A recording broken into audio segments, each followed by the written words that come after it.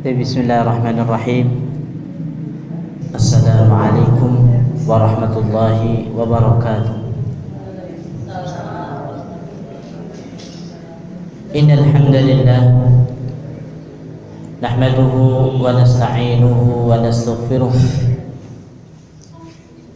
wa na'udzu billahi min shururi anfusina wa sayyiati a'malina.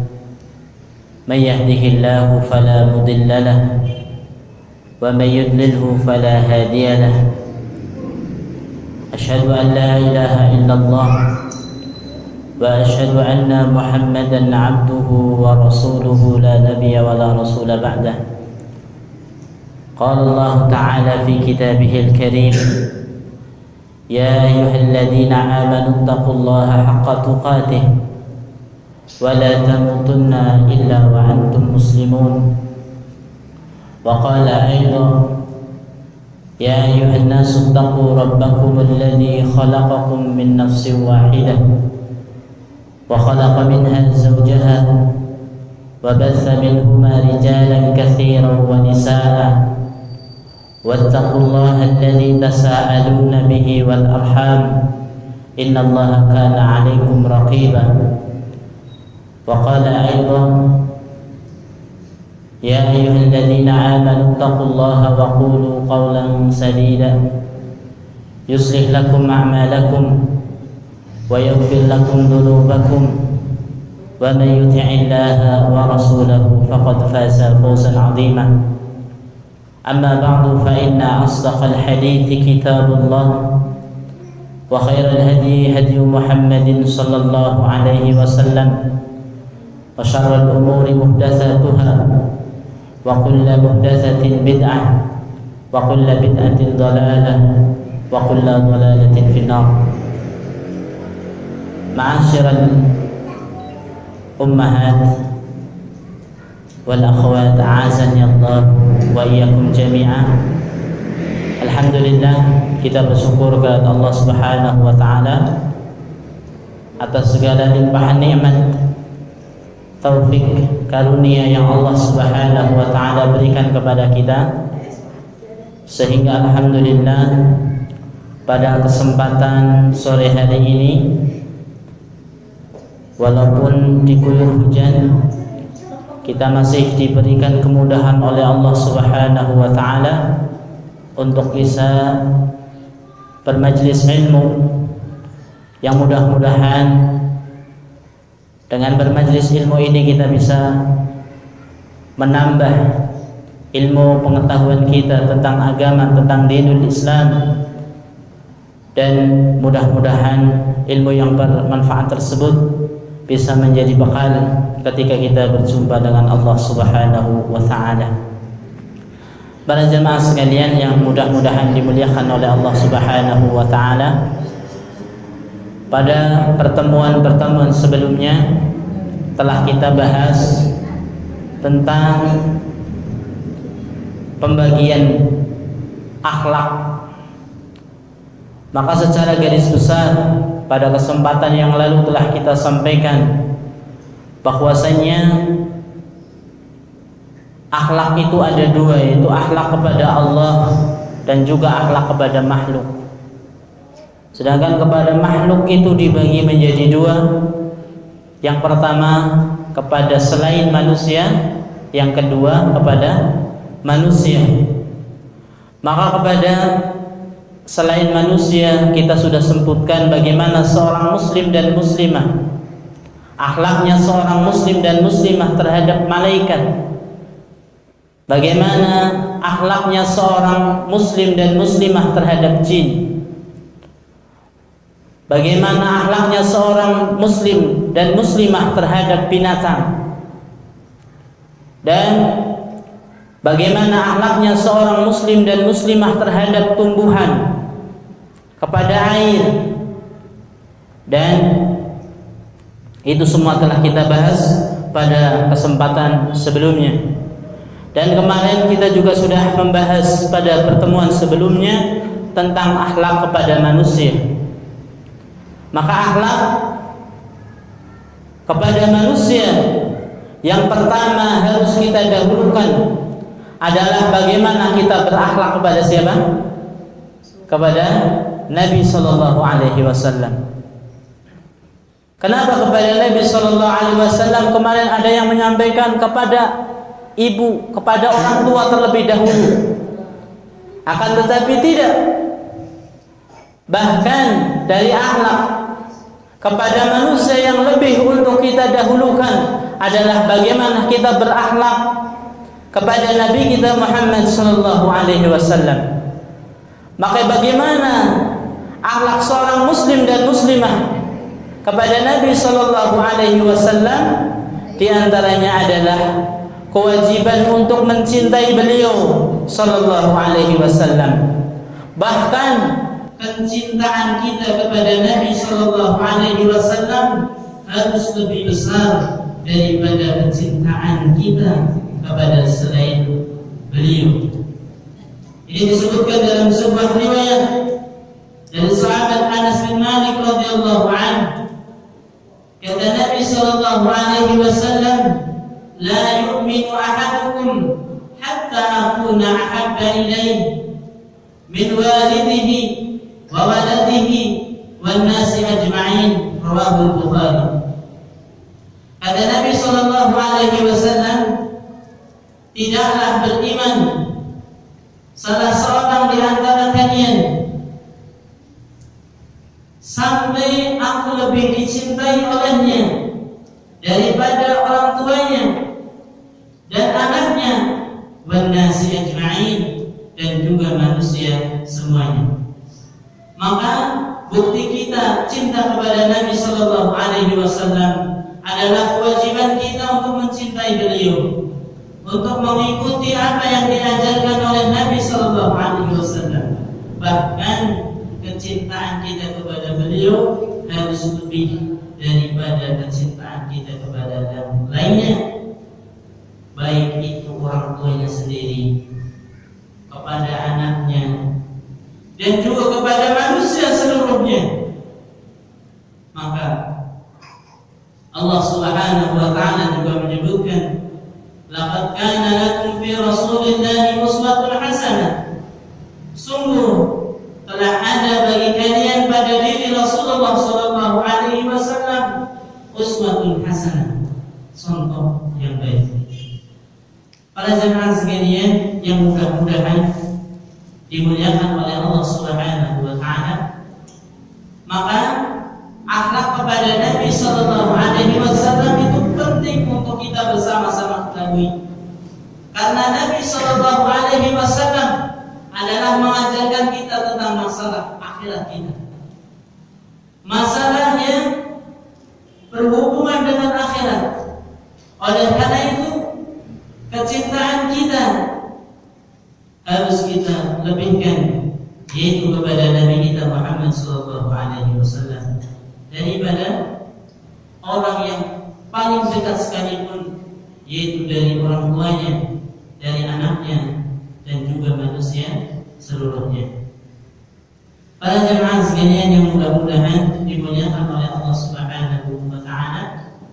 Kemudian di antara adab atau akhlak kita kepada Nabi sallallahu alaihi wasallam adalah as-salatu wassalamu alaihi sallallahu alaihi wasallam 'inda dzikri, yaitu membaca salawat kepada Nabi sallallahu alaihi wasallam 'inda dzikrihi, ketika nama Nabi sallallahu alaihi wasallam disebut. Bahkan disebutkan dalam sebuah riwayat, sebakhil-bakhilnya orang adalah seseorang yang ketika disebut nama Nabi sallallahu alaihi wasallam dia tidak mengucapkan apa-apa, salawat. Maka di majlis-majlis ketika kita menghadiri majlis ilmu, maka ketika kita dengar Nabi sallallahu alaihi wasallam disebut namanya, maka salah satu akhlak kita kepada Nabi adalah mengucapkan apa? Salawat sallallahu alaihi wasallam. Bahkan dikatakan orang yang ketika disebut nama Nabi tapi tidak bersalawat, dia dikatakan sebagai orang yang paling bakhil, orang yang paling pelit. Di sini dijelaskan qala ba'duhum, sebagian ulama menyebutkan as-salatu minallahi rahmah, maka salawat dari Allah Subhanahu wa taala itu maknanya adalah rahmah.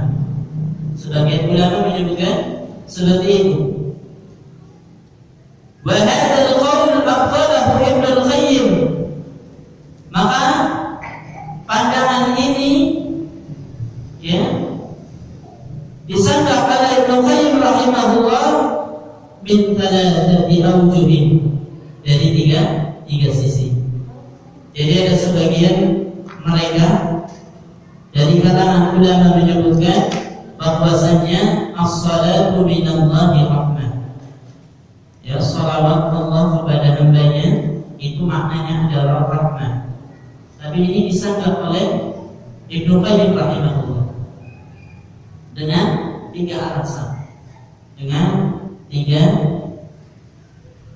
hujjah yang disampaikan oleh beliau. Kata beliau yang pertama adalah anna baina rahmati was-salati farqa. Kata beliau Ibnu Qayyim rahimahullah, anna baina rahmah was-salat farqa. Sesungguhnya di antara rahmah was-salat dan salat itu ada perbedaan. Lianna Allah farraqa bainahuma. Kata beliau, karena sesungguhnya Allah Subhanahu wa taala membedakan di antara rahmat dan salat. Di qaulihi ta'ala, sebagaimana Allah Subhanahu wa taala berfirman, ulaika 'alaihim shalawatun min rabbihim wa rahmah. Maka Allah Subhanahu wa taala berfirman, ulaika 'alaihim shalawatun min rabbihim wa rahmah. Mereka itulah yang atas mereka mendapatkan salawat min rabbihim, dari Rabb mereka, wa rahmah, dan rahmat. Maka kata beliau, ini bedanya antara salawat dengan rahmat. Maka Allah Subhanahu wa taala menyebutkan mereka itulah orang-orang yang mendapatkan salawat dari Allah, dari Rabb mereka, wa rahmat. Maka ini bisa dipahami bahwasanya salawat dan rahmat itu maknanya sendiri-sendiri. Ya. Tapi tadi disebutkan katanya kalau salawat Allah kepada hambanya itu namanya apa tadi? Rahmat, kasih sayang. Tapi dibantah oleh Ibnu Qayyim rahimahullah, tidak. Alasan yang pertama, bahwasanya Allah membedakan antara rahmat dan salawat. Dalilnya apa? Dalilnya Al-Quran. Allah Subhanahu wa taala berfirman, ulaika 'alaihim shalawatun min rabbihim wa rahmah. Mereka itulah orang-orang yang mendapat salawat dari Rabb mereka, wa rahmah, dan rahmat. Jadi salawat maknanya sendiri, rahmat maknanya sendiri. Kemudian alasan yang kedua, su'alur rahmah yusra'u li kulli muslim. Maka permintaan rahmat itu disyariatkan pada setiap muslim. Wassalatu khassah bin Nabi sallallahu alaihi wasallam. Sedangkan salawat itu khusus untuk Nabi sallallahu alaihi wasallam. Jadi ya, kita minta rahmat, minta kasih sayang Allah itu disyariatkan pada setiap muslim. Ya Allah ya Rahman irhamna, ya Allah ya Rahman irhamni. Ini disyariatkan pada setiap muslim. Adapun salawat itu khusus bagi siapa? Bagi Nabi sallallahu alaihi wasallam. Ya. Kemudian alasan yang ketiga, anna rahmatullahi 'amah wasi'at kull syai'. Sesungguhnya rahmat Allah Subhanahu wa taala itu umum, wasi'at kull syai', yang meliputi segala sesuatu. Wassalatuhu khasah bi khawasi ibadah. Maka di sini disebutkan bahwasanya rahmat Allah itu umum, itu mencakup segala sesuatu. Wassalatuhu, dan salawatnya itu khusus, ya, sifatnya khusus. Kemudian dijelaskan wal qaulus sahih, dan perkataan yang sahih, perkataan yang benar adalah huwa ma dzakarahu Abul Aliyah, yaitu apa yang disebutkan oleh Abul Aliyah Rufai' bin Mihran Ar-Rayyahi alladhi rawahu al-Bukhari qala salatullah ala 'abdihi hiya thana'uhu 'alaihi fi mala'il a'la. Jadi kata mu'allif di dalam ini disebutkan bahwasanya qaulus sahih, dan perkataan yang benar, perkataan yang sahih, yaitu apa yang disebutkan oleh Abu Aliyah Rufai' bin Mihran Ar-Rayyahi yang diriwayatkan oleh Imam Bukhari. Beliau mengatakan bahwasanya salatullah ala 'abdihi, maka salawat Allah atas hambanya, dia sana'uhu 'alaihi, yaitu pujian Allah Subhanahu wa ta'ala kepada hambanya. Jadi bukan rahmat. Kira-kira jelas atau tidak? Jelas atau tidak? Bisa dipahami? Jadi ada ulama yang mengatakan bahwasanya salawat Allah kepada hambanya itu apa? Rahmat. Tapi ini dibantah oleh Imam Ibnu Qayyim rahimahullah. Ya. Alasannya apa? Alasannya yang pertama, beliau memberikan hujjah bahwasanya antara rahmat dan salawat itu beda. Ya, dalilnya dari Al-Qur'an, ulaika 'alaihim shalawatun min rabbihim wa rahmah. Kemudian permintaan rahmat itu disyariatkan pada setiap muslim. Sedangkan ya, salawat Allah Subhanahu wa ta'ala khusus kepada Nabi sallallahu alaihi wasallam. Kemudian rahmat Allah Subhanahu wa ta'ala, ya, itu umum, mencakup segala sesuatu. Dan kesimpulannya bahwasanya makna yang sahih bahwasanya salatullah ala 'abdihi, salawat Allah Subhanahu wa ta'ala atas hambanya, itu maksudnya apa? Sana'u, pujian Allah kepada hamba, bukan rahmat. Para jemaah sekalian yang mudah-mudahan dimuliakan oleh Allah Subhanahu wa ta'ala. Kemudian dalam masalah kita bersalawat kepada Nabi sallallahu alaihi wasallam, la tajuzu salatu wassalamu istidamah illa fi haqqil anbiya. Maka tidak boleh, ya, as-salatu wassalam, ya, salawat dan salam itu secara terus-menerus diberikan illa fi haqqil anbiya, kecuali hanya diberikan kepada para anbiya, para nabi alaihi wassalatu wassalam.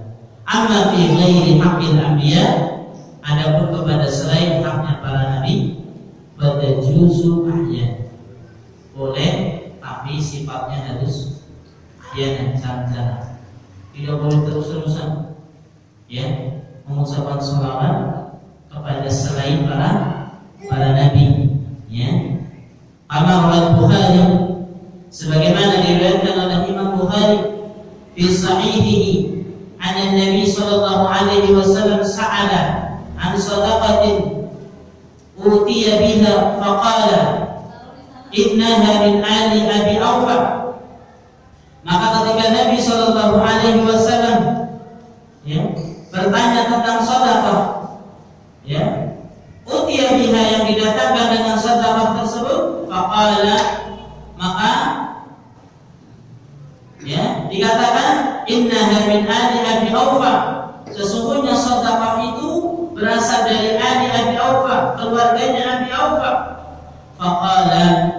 Nabi Shallallahu Alaihi Wasallam kemudian mengucapkan Allahumma salli ala ali Abi Aufa. Ya Allah, mudah-mudahan salawat ya ala ali Abi Aufa diberikan kepada keluarga Abi Aufa. Ya, ketika Nabi Shallallahu Alaihi Wasallam didapatkan kepada sebuah sedekah, kemudian Nabi Shallallahu Alaihi Wasallam ya mengatakan, dari siapa ini? Ini dari keluarga Abi Aufa. Kemudian Nabi SAW doai, Allahumma salli ala ali Abi Aufa. Ya Allah, mudah-mudahan Engkau memberikan ya salawat, maksudnya adalah pujian kepada ali Abi Aufa, kepada keluarga Abi Aufa. Kemudian maka disimpulkan fatajuzu salatu ala ghairil anbiya ka'ayusalli ala saksin. Ya, maka boleh mengucapkan mendoakan salawat kepada selain para nabi, ka'an usalli ala saksin, seperti mendoakan salawat ala saksin terhadap seseorang masyhurun lahu bil khair, yang disaksikan bahwasanya orang tersebut itu suka melakukan kebaikan. Kalau orang suka melakukan kebaikan, insyaallah Allahumma shalli ala abi kada, Allahumma shalli ala ali kada, dengan sholawat kepada keluarga abi ini, maka ini boleh. Kemudian masalah sholawat ini juga dijelaskan oleh beliau Firdaus lam di ya, terkadang ada orang yang ketika nulis itu cuma kasih simbol saja, kasih rumus. Maka ini sering kita dapati, dia tulisnya cepat atau bagaimana, atau takut tintanya habis. Jadi kalau tulis Nabi itu disingkat pakai sok, huruf sok saja. Kalau ibu-ibu biasanya terlalu lama nulisnya, ketika nulis Nabi Muhammad biasanya sudah disingkat dengan SAW. Ya, takut apa bu? Takut tintanya habis. Gak bakalan habis. Ya, cuma nulis Sallallahu Alaihi Wasallam itu SAW. Allah disingkat pakai SBT. Ya. SMS kadang-kadang gampang, cuma as. Ya, as. Asnya apa? Apa susahnya? Tinggal Assalamualaikum warahmatullahi wabarakatuh. Tapi as lagi di mana? Ya. Ini sebagai koleksi buat kita bersama-sama. Nulis surat, nulis undangan, nulis SMS, gunakan kata-kata yang lengkap. Sebab assalam itu doa. Ya. Sallallahu Alaihi Wasallam tinggal disingkat SAW. Ini bagaimana adabnya kita kepada Nabi Sallallahu Alaihi Wasallam? Bagaimana kita baik terhadap Nabi Sallallahu Alaihi Wasallam? Mendoakan kepada Nabi Sallallahu Alaihi Wasallam kita pelit, takut tintanya habis, takut kelamaan ngabisin waktu. Ya Allah, mana adabnya kepada Nabi Sallallahu Alaihi Wasallam? Maka hendaknya seorang muslim dan muslimah berhati-hati dari masalah gampangin masalah ini. Nulis Nabi Muhammad singkat dengan SBT, Allah singkat dengan SBT, salam cuma as apa artinya? Ya, as apa artinya? Lengkapin, karena kita mau mendoakan saudara kita. Ini hendaknya diperhatikan oleh setiap muslim dan muslimah. Maka di sini disebutkan firdaus di Sallallahu Alaihi Wasallam bisad, atau dalam bahasa Indonesia disingkat dengan SAW.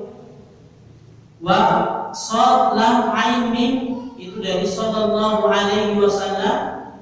Ini kata beliau ta'dilu lisunnah. Ini perbuatan seperti ini termasuk perbuatan yang meremehkan terhadap sunnah. Wa qad dhakara as-sahabi asy-Syafi'i fi Fath al-Muhit syarh al-Alfiyah al-Hadith. Maka disebutkan oleh Imam As-Sakhawi Asy-Syafi'i yang bermadzhab Asy-Syafi'iyah, ya, dalam kitab beliau fi Fath al-Muhit, keterangan daripada Alfiyatul Hadits, anna awal man kataba sallallahu alaihi wasallam dengan shad quti'at yadu. Dulu orang yang pertama kali tulis sallallahu alaihi wasallam dengan shad atau zaman sekarang itu dengan ismawi, itu quti'at yadu, tangannya dipotong. Ya. Dulu di awal-awal itu tangannya dipotong. Tapi kalau sekarang dipotong atau tidak? Ya jangan dipotong, nanti kalau dipotong malah jadi masalah. Ya, maka sekarang kita mulai membenahi diri. Bagaimana adab kepada Nabi Sallallahu Alaihi Wasallam dalam masalah tulisan, dalam masalah surat menyurat, dalam masalah kita, ya, kepada Nabi Sallallahu Alaihi Wasallam. Pada jemaah sekalian yang mudah-mudahan dimuliakan oleh Allah Subhanahu Wa Taala. Kemudian adab yang selanjutnya kepada Nabi Sallallahu Alaihi Wasallam adalah al-imanu bi nubuwwatihi wa risalatihi, yaitu al-iman, beriman kepada kenabian Nabi kita Muhammad Sallallahu Alaihi Wasallam wa risalatihi, dan risalah beliau, wa tasdiqihi fi kulli ma ukhbira bihi, dan kita mengabarkan, membenarkan pada setiap apa yang dikabarkan oleh Nabi Sallallahu Alaihi Wasallam. Maka kita harus iman tentang kenabian Nabi kita Muhammad Sallallahu Alaihi Wasallam. Kita iman sama risalah beliau. Kita membenarkan setiap apa yang dikabarkan oleh beliau. Jangan sampai kita iman sama Nabi setengah-setengah. Baca hadis kurang pas sama kita ragu-ragu, kita nggak iman.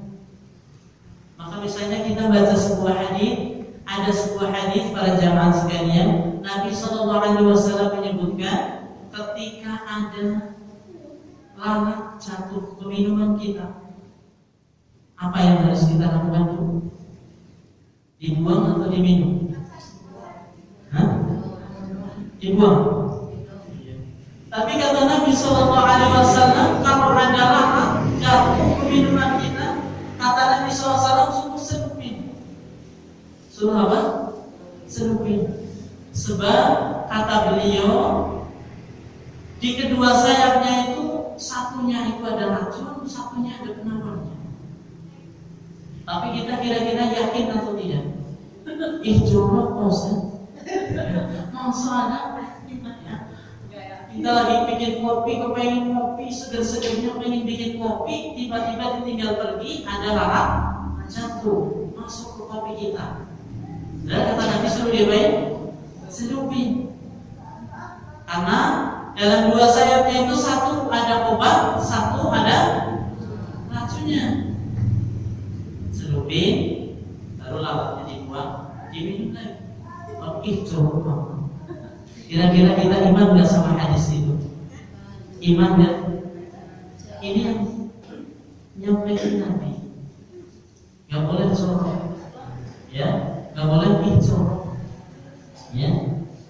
Ketika setelah selesai makan, sunnah makan pakai tangan, ya. Kecuali kalau yang susah pakai tangan, bisa pakai sendok. Kadang-kadang ada orang yang Masya Allah menjaga sunnah makan bakso pakai tangan.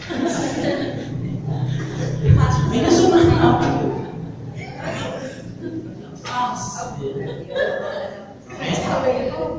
Makan bubur kacang hijau pakai tangan. Ini sunnah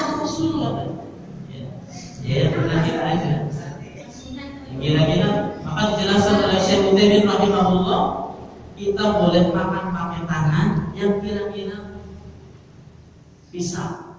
Tapi kita kira-kira kalau ada orang makan bakso pakai tangan kira-kira bagus atau jorok?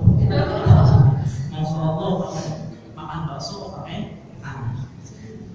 Maka ada hadis-hadis Nabi SAW kita pelajari, kemudian kita benarkan.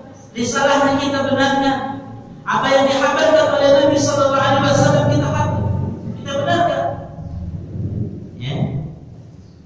Maka kewajiban seorang muslim dan muslimah adalah al-imanu bi nubuwwatihi wa risalatihi wa tasdiqihi fi kulli ma akhbara bihi sallallahu alaihi wasallam. Kemudian yang selanjutnya adalah al-hadaru minal ghulu fihi bi'ihnihi an manzilatihi allati anzalaha Allah iyyah. Maka salah satu adab kepada Nabi kita Muhammad sallallahu alaihi wasallam adalah berhati-hati dari bersifat hulu. Hulu itu sifat berlebih-lebihan kepada Nabi kita Muhammad sallallahu alaihi wasallam. Birif ini dengan mengangkatnya. An manzilatihi, dari manzilah yang anzalaha Allah iyyah, yang Allah Subhanahu wa taala turunkan kepada kita. Jadi jangan sampai kita mengagungkan kepada Nabi, itu mengagungkannya berlebih-lebihan, menyanjung Nabi sallallahu alaihi wasallam melebihi dari apa yang telah Allah Subhanahu wa taala ajarkan. Ya, maka kita tidak boleh dulu. Tidak boleh berlebih-lebihan. Karena Nabi sallallahu alaihi wasallam juga manusia. Ya. Maka kita harus berhati-hati dari sifat hulu berlebih-lebihan kepada Nabi SAW, dari meninggikan Nabi SAW dari derajat yang Allah Subhanahu wa taala telah turunkan kepadanya. Kemudian adab yang selanjutnya adalah adamu iqta'ihi sallallahu alaihi wasallam syai'an min khasaisillah al-halaf bihi wa tawakkal alaihi wa du'aihi. Maka salah satu adab kita kepada Nabi sallallahu alaihi wasallam adalah adamu iqta'ihi sallallahu alaihi wasallam, tidak memberikan kepada Nabi sallallahu alaihi wasallam syai'an, sesuatu min khasaisillah, dari kekhususan yang khusus bagi Allah Subhanahu wa taala. Al-halaf bihi, seperti bersumpah kepada Nabi. Sumpah sama Nabi boleh atau tidak boleh? Demi Nabi, itu nggak boleh. Wa tawakkal alaihi, tawakkal sama Nabi, boleh atau tidak? Boleh atau tidak? Nggak boleh. Tawakal itu harus kepada Allah Subhanahu wa taala. Wa du'aihi,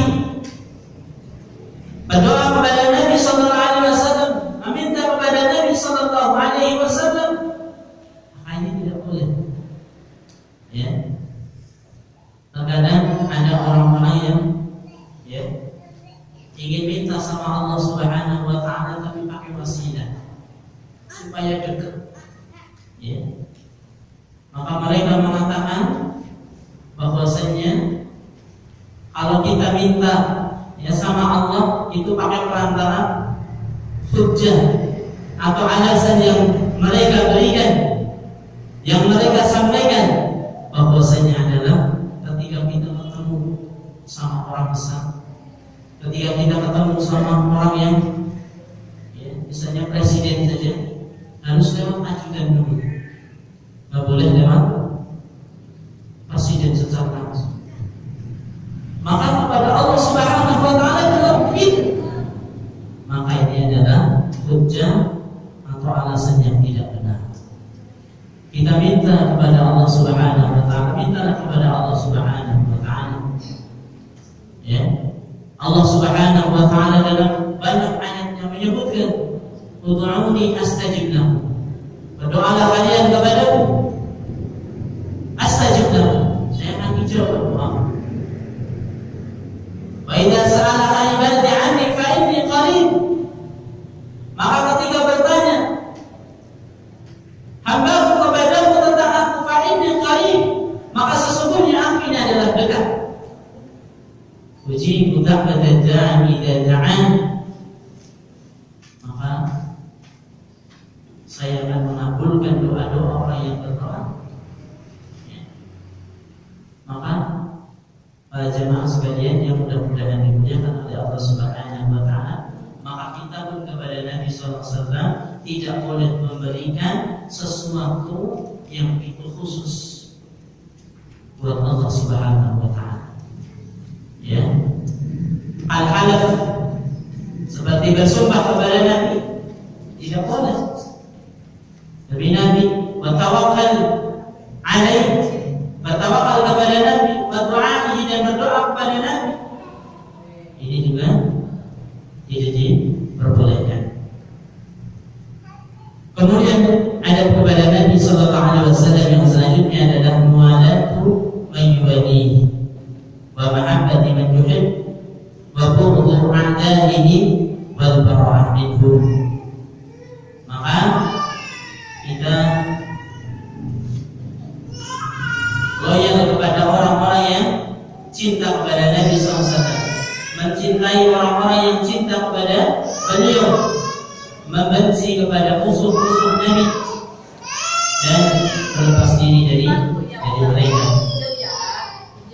Kemudian yang antara sunnah ya yang diajarkan oleh Nabi SAW terkait dengan akhlak kita kepada Nabi SAW adalah nasru sunnatihi wa da'li an syari'atihi, yaitu menolong sunnah Nabi SAW dan membela syariatnya.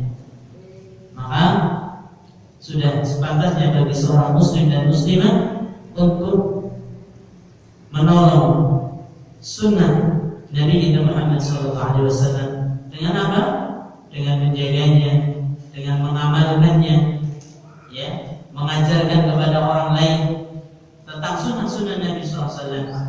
Maka sungguh ini sangat banyak sekali daripada sunnah-sunnah yang diajarkan oleh Nabi SAW, dan juga membela syariat Nabi SAW.